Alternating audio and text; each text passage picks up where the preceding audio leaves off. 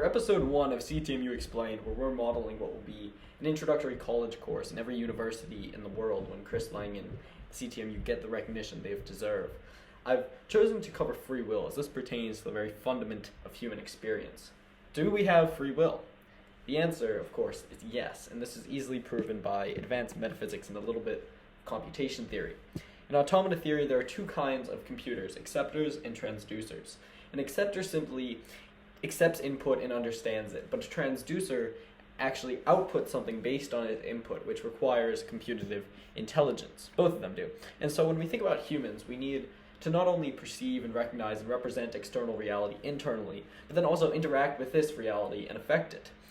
So it's taking these non-terminal, meaning non-physical strings as input and outputting an experience of an individual human based on our cognition and perception. And this requires something pretty profound, the ability to have conscious experience and be aware of our experience and model a self based on the constraints of our environment. It's called undecidable by Nobel-winning physicist Roger Penrose, meaning that the fundament of conscious experience can't be thoroughly explained by just human logic and reason.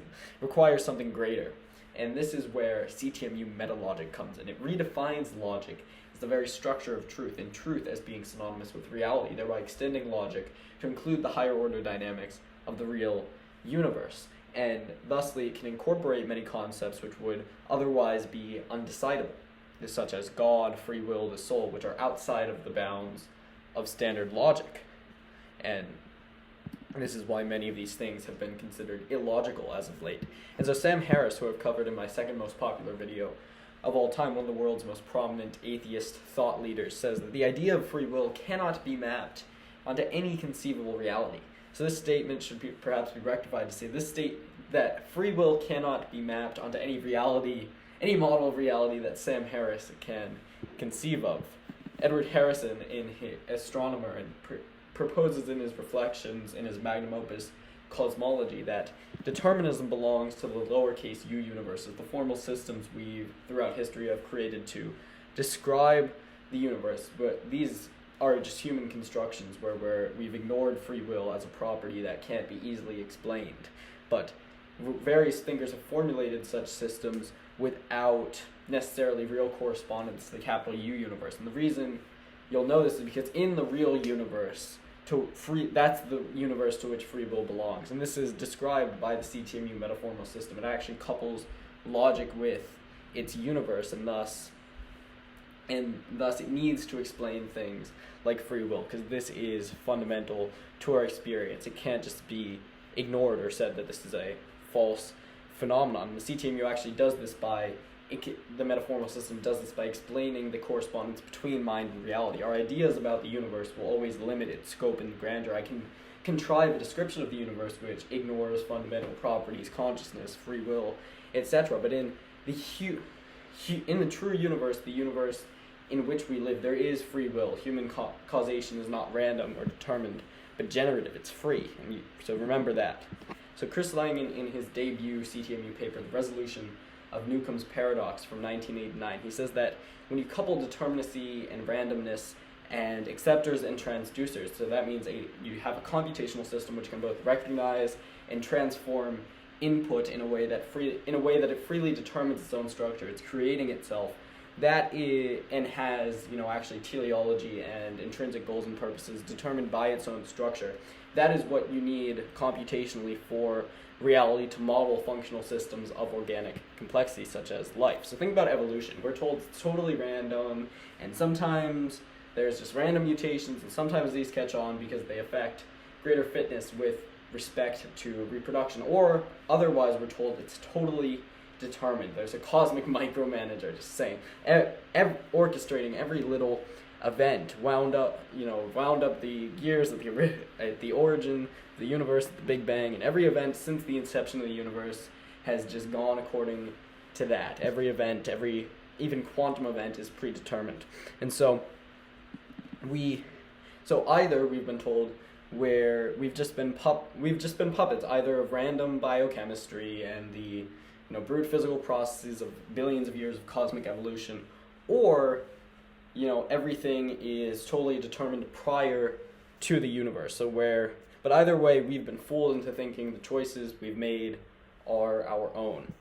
Either way, it's quite a foolish idea because the proliferation of biological life is an example of what mathematician William Dembski calls specified complexity, which there are two properties there. It needs to be specific and complex. And he showed that anything with specified complexity can't arise as the result of random or deterministic or stochastic, which is an alternation between the two. It can't arise as the product of any of those systems. And it's quite clear that, life and consciousness is specific. After decades of research into the physical structure of the brain, cognitive scientist Donald Hoffman says we haven't yet even explained one human experience or sensation. It makes no sense that the entire cognitive architecture could have arisen by random mutation or just the natural follow of just a small set of laws randomly determined by the universe. Either way, it's an example of randomness or determinacy. This is not possible. So it's complex, clearly, biological life. There are thousands of things which could go wrong in our bodies, and they don't. But it's also specific because it appears likely to almost everyone, at least intuitively, that it has an intrinsic purpose to function, that there is, even if we don't know it, there's a meaning to life. It's driving towards something. There's a reason why we exist as opposed to non-existence, and this is to strive towards a higher form of unity in being and to observe and create reality. So Langen says in order for reality to model organic systems and thus model the evolutionary process, and of course its model is prior to the terminal instantiation, so reality actually has to model and formulate what is its intrinsic goals in terms of evolution. Transducers must be endowed with goals and algorithms comparable to the ends and means of living human beings. So it's not just deterministically transforming input, it actually has to be generative. It's creating its own structure. Evolution and we're now talking about an evolutionary metacomputational system, and evolution progresses by individual beings responding to their environment and constantly adapting, evolving, and proliferating in order to survive. There's the Red Queen hypothesis. The Red Queen says in Alice in Wonderland that in my kingdom you have to run as fast as you can just to stay in the same place. So it's the way in which we freely determine the structure of our responses to the input of the environment that is how reality is actually driving forward biological evolution. Chris Langen says human beings are self-programming. Their thought is polyalgorithmical. We can kind of take useful algorithms, which are either meta-algorithmically constructed or selected from a learned store, and we can use these to generatively deal with input. We have a set of ways that we've determined the structure of that we can respond to our environment, and these are essentially algorithms computationally speaking. And this is why the CTMU was originally called the computation theoretic model of the universe, because this type of undecidable computation is fundamental to the nature and constitution of the real universe, because of course now we're talking about something greater than computation. We're talking about cognition, and this is why it's now called the cognitive theoretic model of the universe. We are, by virtue of us being an image of the real universe, spanning not just physical being but all of being, constructed as an individual. We are an intrinsically self-determining meta-algorithm, intrinsically striving towards a set of goals and values freely determined by our own experience. And I don't think that you could provide a better definition of free will than that. Let me know in the comments. So we have no one to blame but ourselves for our own actions, and this is why free will is terrifying to so many academics, at least libertarian free will, because it entails radical moral responsibility. And Chris Langen, you'll find out, thus preaches a gospel of radical personal responsibility. There's no excuses for immoral action by an image of God. So if reality is an algorithm and the input is nothingness, this is basically what atheism is saying, that atheism and materialism has no bootstrap to explain the creation, maintenance, and evolution of the universe. And the output is specific and complex. It's an example of specified complexity. There's clearly some teleology in the algorithm, in the black box, in the transducer. It's a telic black box, it's a telon, and an actual intrinsic meaning and purpose to the universe, which is freely determined by the universe's own structure and choice. Of course, for reality to freely determine its own structures in a generative and creative way, this requires a seemingly infinite greater degree of freedom, knowledge, power, consciousness, private experience, will, and personality than even human beings have. So thusly, reality merits description as a person in a qualified sense, which is where God comes into the picture, but we'll discuss that later. According to the reality principle in the CTMU, if we draw a boundary containing all of reality, reality cannot be defined by anything external to that boundary, because that would amount to an unreal definition of reality, which is, of course, a contradiction in terms. So anything real enough to affect reality is included within reality itself. It's real. And, Langen thus concludes reality is ontological, it's self-describing, and all operations and processes within reality are included within reality's description of itself. Reality is thus called a closed descriptive manifold in CTMU by virtue of its closure. Reality must also bring itself into existence, both creating and sustaining itself, and is responsible for its own structure and evolution, much like human beings are, as we've discussed.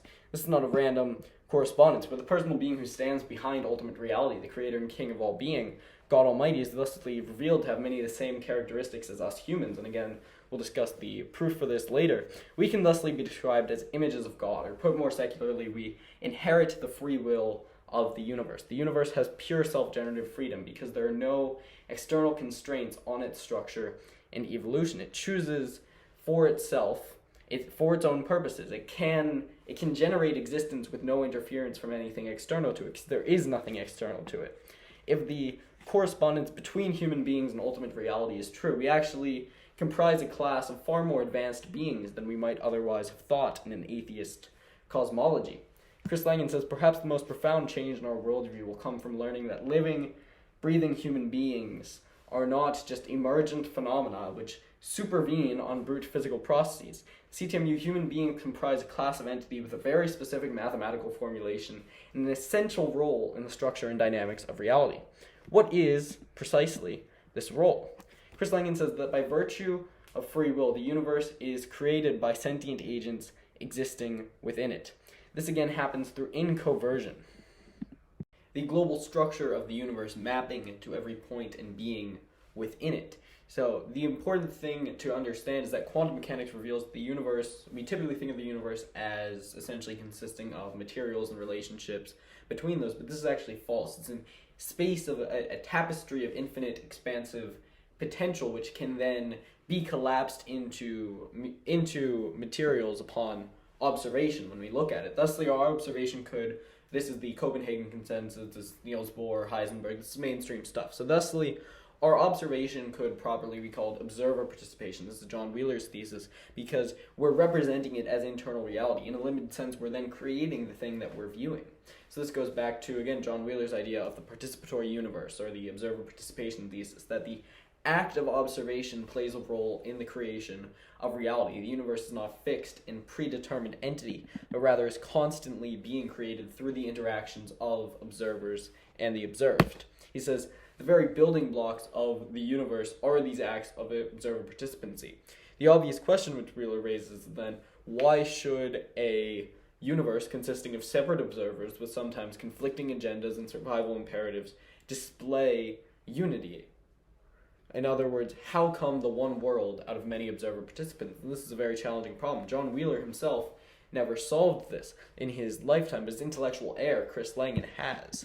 Langen says that each individual has its own ends has their own ends freely determined by their own goals and ends, by their own telos, by what they're orienting themselves towards. And God essentially harmonizes every such will, every act of observer participancy that ever has been or will be, and creates out of that a super-subjective reality, not an objective reality. It's a network of all the personalities that ever have been or will be.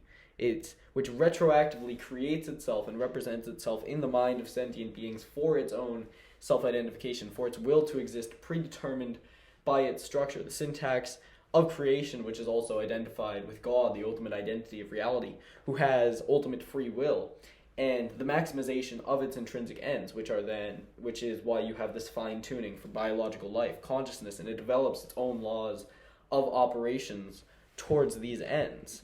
So this is why the participatory universe is also called the participatory anthropic principle, because it implies that reality is finely tuned to allow for life, and that we, as life, participate in this fine tuning. It's like Douglas Hofstadter's idea of computation as a strange loop. It's it's a recursive structure. It's self-calling, but that also means it's self-generative, and that is a necessary property of reality by the metaphysical ontology principle. In his 1979 essay, John Wheeler says, "We could not even imagine a universe that did not somewhere and for some stretch of time contain observers. For this purpose, because the very structure of the universe is observation." It's like George Berkeley said, esse est percepi, to be is to be perceived. Being is perception. Being is its own self-identification. Epistemology and ontology are coupled in the CTMU. The reason for being is self-knowledge, the infinitary self-exploration of God's own structure by exploring all semantic potential, as differentiated in the mind of observer participants. To wrap up, Tyler Goldstein says, in the vein of Chris Langan in the sentient singularity theory, that sentient/self-aware beings are arranged into a nested, quasi-periodic fractal pattern of stacked holonic structures, which means all the sentience in the universe is embedded in every point. It's holonic. It represents the whole. And then there's a stacked, which is this structure distributes at every level. It's a distributed form. And this pattern forms a single self-reflective knot of perception. So all of these perspectives are entangled and then give lattice to reality. And heading an assembly body, so this is what allows the universe to actually self-configure and self-actualize, that integrates multiple entangled strings of information. So it's taking all these perspectives and it's harmonizing them through this global structure, and that's what God is. It's observer participants with free will that give character, structure, and existence to the real universe. It is free will that is the defining character of everything in creation. When we're talking about free will, the conversation often becomes the shallow conversation of this caused this and this caused this, and thus everything is deterministic. And I hope by this point in this video you can realize that this is nonsense. No, causation is generative. You're actually generating your response to input freely. There's nothing external to you that is forcing you to behave in a certain way. God is taking all of these freely willed decisions. God is binding the freely willed creation across time to maximize for utility and self-perception through our free will. There's actually a purpose for why we're free, because if we were totally determined, there would be no utility that could be gained from our existence. God does not have any information, either positive or negative. God is seeing essentially which parts of himself he wants to keep, what parts of the semantic potential that could possibly be actualized are the best for, integrate and enforce his global structure, his universal distributed form. And so the structure of the universe, and so it's thus selecting the laws and structure of the universe to create sentient and free biological organisms over time, because this is the best way that the universe can exist and evolve. Computation theory, you'll remember, reveals that our choices cannot be determined. They're undecidable, even by a Turing machine, which can simulate any algorithm. It's beyond algorithmic, it's meta-algorithmic. And so a brief overview of the CTMU is proof of the existence of God, because this is germane to free will. I don't think that you can have a model of free will without God, and it's even difficult to have a model of free will with God. John Calvin, famously, one of the most famous Christian theologians, believed that everything was predetermined by God, same with St. Augustine, but you definitely can't have it without God. So a brief overview of the CTMU proof of God's existence. Coherent entity, which is identified with reality itself. What actually makes every real thing real, what makes every true thing true, is identified with truth and reality. In a self-perceptual universe, this being must also be self-aware, and this endows it with various levels of self-awareness and sentience. God is designing the universe in the sense that his intrinsic utility is setting up telons, is setting up these attractors of potential, which can then distribute programming retroactively in order to actualize themselves.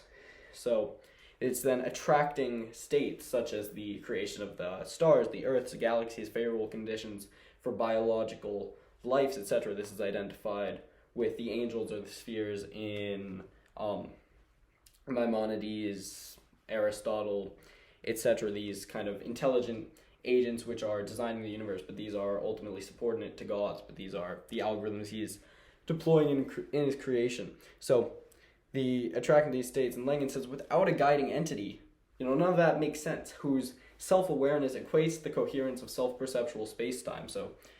And a self-perceptual universe cannot coherently self-configure. You have to have God there to bind everything together, to bind all of that semantic territory, and actually have a stable structure throughout time through which reality can exist and evolve. A theological underpinning as well as a necessary conclusion of Wheeler's observer participation thesis. What binds all of those perspectives together? How come the one world out of many observer participants? Further, how could you say that the ultimate being who stands behind reality is just another being, is just another thing?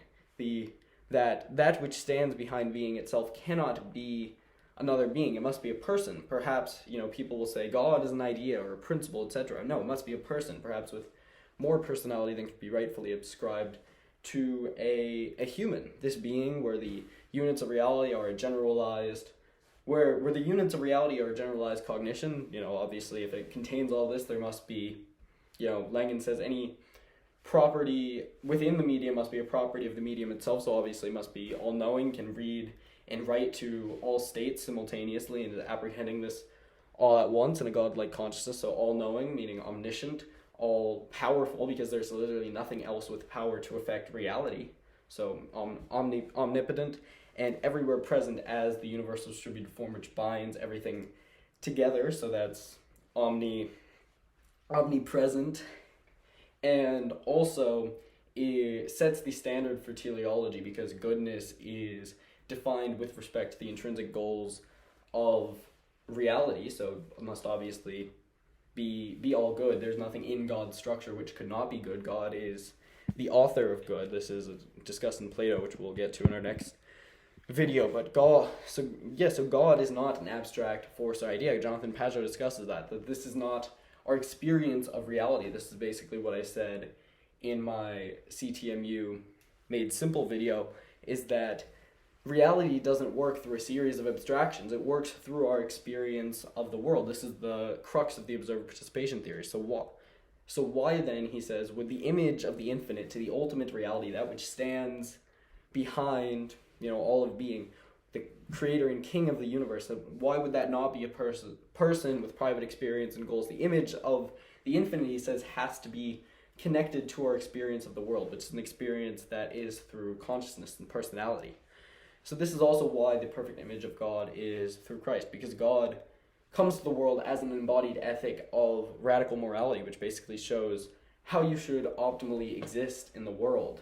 So this is why Chris Langen calls Jesus Christ the ideal of human perfection, or because Jesus, according to church teaching, is 100% human, 100% God, is subsisting within the Trinity, but then incarnates as a man, but is also the Logos, which binds the universe together. He could otherwise be described as a human-shaped gateway through which we can access God by conforming to the teleology embedded in his being. This is what Jesus says in John. He says, "I'm the way and the truth and the life. No one comes to the Father except through me." You have to conform yourself to Jesus' standard of teleology and goodness in order to access God. And obviously you can't do that perfectly, but if that's what you're striving towards, if that's your average, disposition, then you can be retracted into God up the mapping that created you, which is of course identified with the creativity or Holy Spirit of God. So we can access God by conforming to the teleology embedded in his being, in his structure, what is intrinsically valuable in creation. God became man, saying, I don't recall, but so one of the church fathers says God became man so that man might become like God. Dr. Gina Langen, Chris Langen's wife, says likewise that God gave us free will and gave us his son, Jesus Christ, to show us how to use it. So when you're freely making moral decisions, you're actually positively affecting and supporting the intrinsic ends and the very structure and dynamics of reality and serving God, the creator of king in the universe. And you can get his attention, you can get him to have a favorable disposition towards you. And we get to sense and control the universe through the body. This is the implication of the CTMU interpretation of free will. And this is a huge responsibility. Remember, there is a teleology, a profound intrinsic meaning and purpose to your decision. So you better act like it. And so as we close the video, I'll leave with a quote from the Roman Emperor Marcus Aurelius. He said, "Love mankind, follow God. It is enough to remember that the law rules over all. The light shine forth in the darkness, The peace of our Father in heaven be upon you. Like and subscribe. Peace.